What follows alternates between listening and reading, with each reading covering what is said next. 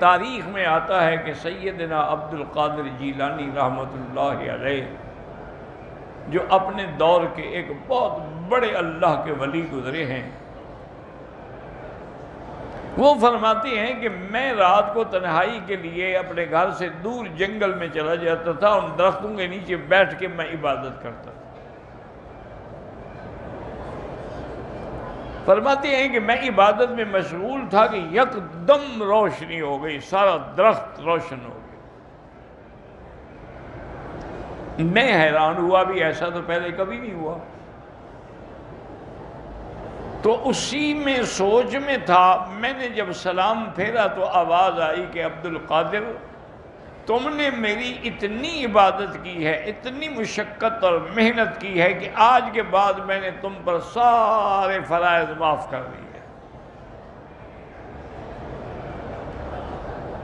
حضرت عبد القادر جیلانی سمجھ گیا، انہوں نے فوراً پڑھا لا حول ولا قوت الا باللہ العلی العظیم، اعوذ باللہ من الشیطان الرجیم، کیونکہ وہ سمجھ گئے کہ اللہ نے احکام اور فرائض تو اپنے انبیاء کو بھی معاف نہیں کیے، مجھے کیسے معاف ہو گئے۔ اب ابلیس ظاہر ہو گیا، اب اس نے ایک دوسرا داؤ استعمال کیا، کہنے لگا عبد القادر چونکہ تم صرف عابد نہیں ہو، ساتھ عالم بھی ہو، اس لیے بچ گئے ہو، تمہارے علم نے تمہیں بچا لیا۔ آپ نے فرمایا اعوذ باللہ من الشیطان الرجیم، فرمایا بدبخت مجھے دھوکہ دیتے ہو، مجھے اللہ نے بچایا ہے، علم اگر بچاتا تو تمہیں نہ بچا لیتا، تم ابلیس کیوں بن جاتے؟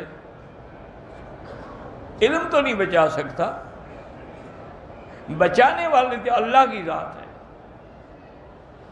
ورنہ کتنے بڑے بڑے علماء جو ہیں وہ گمراہ ہو گئے، کتنے بڑے بڑے علماء جو ہیں وہ معتزلی بن گئے، کوئی کرامیہ بن گیا، کوئی قدریہ بن گیا، کوئی مشبہہ بن گیا، کوئی خارجی بن گیا، کوئی رافضی بن گیا، بڑے بڑے قداور علماء، ان کی کتابیں پڑھیں تو حیران ہو جائیں، لیکن گمراہ ہو گئے۔ انہوں نے کہا مجھے میرے علم نے نہیں بچایا، مجھے میرے اللہ نے بچایا ہے، میں پہچان گیا ہوں کہ تم شیطان ہو۔ تو اس نے کہا عبد القادر میں تمہیں بتاؤں کہ اچھے لوگوں کو گمراہ کرنے کے لیے میرے پاس 70,000 داؤ ہے، ان کو میں موقع کے مطابق استعمال کرتا ہوں۔ آپ نے فرمایا تم جتنے داؤ استعمال کرو تمہارا اللہ والوں پر کوئی اثر نہیں ہوگا، اللہ کا فرمان ہے ان عبادی لیس لک علیہم سلطان، جو میرے بندے ہیں ان پہ تیرا غلبہ نہیں ہو سکتا۔ اس ملعون نے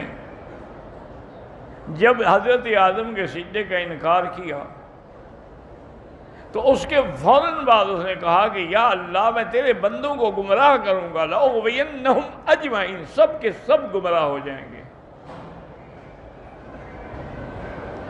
ثم لآتینہم من بین ایدیہم ومن خلفہم وعن شمائلہم وعن ایمانہم وعن شمائلہم ولا تجد اکثرہم شاکرین، میں تیرے بندوں کو آگے سے، پیچھے سے، دائیں سے، بائیں سے، ہر حال میں انہیں گمراہ کروں گا،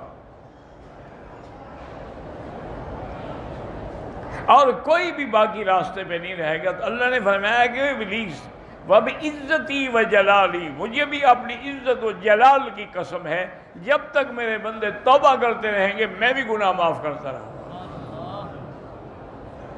تم جتنا گمراہ کر سکتے ہو زور لگاؤ۔ تو جب بندہ توبہ کرتا ہے بات یہی ہے کہ سچے دل سے توبہ کرے۔ توبہ کے لیے یاد رکھیں، ہمیشہ مسئلہ سمجھ لیں کہ 3 شرطیں ہیں، ایسے نہیں بس میری توبہ، لاکھ توبہ، کروڑ توبہ، 1000، یہ ایک توبہ تھوڑی مذاق ہے، یہ تو نعوذ باللہ یعنی اور خطرہ ہے کہ کہیں اللہ ہمیں اس مذاق میں نہ پکڑ لے۔ جیسے ہم طواف کر رہے ہیں، ملتزم پہ کھڑے، یا اللہ میری توبہ، صغیرہ کبیرہ گناہوں سے توبہ، اور سگریٹ کی ڈبیاں جیب میں ہیں، صغیرہ تو تمہاری جیب میں ساتھ ہے، توبہ کیسے کر رہے ہو؟ کبیرہ تمہارے ساتھ ہے کہ داڑھی مڈا کے کھڑے ہو. تو اس لیے توبہ کی یاد رکھیں 3 شرطیں ہیں. پہلی شرط یہ ہے کہ جو گناہ ہے اس کو فوراً چھوڑ دیں.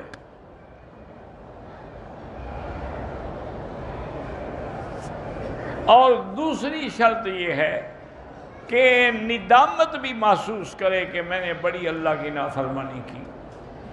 اللہ نے مجھے انسان بنایا، وہ چاہتے تھے مجھے بھولو بندر بنا دیتے، لیکن میں نے نافرمانی کی. ندامت اختیار کرے. اور تیسری شرط یہ ہے کہ عزم کر لے پختہ کہ اب پھر اس گناہ کے قریب میں کبھی نہیں آؤں گا. جب یہ 3 شرطیں ہوں تو پھر توبہ قبول ہوتی ہے. اور جب توبہ قبول ہوتی ہے، میرے آقا رحمت دو جہاں کا فرمان ہے صلی اللہ علیہ وسلم کہ التائب من الذنب کمن لا ذنب لہ، توبہ کرنے والا ایسے پاک ہو جاتا ہے جیسے انہیں گناہ کیا ہی نہیں. لیکن اگر خدا نہ کرے پکی توبہ کے بعد بھی ٹوٹ جائے، پھر توبہ کرو، دروازہ ابھی بند نہیں ہوا. اس لیے بزرگوں نے کہا ہے کہ 1000 بار توبہ شکستی بازا. تم نے اگر 1000 دفعہ توبہ کر کے توڑ ڈالی ہے، پھر بھی توبہ کرو.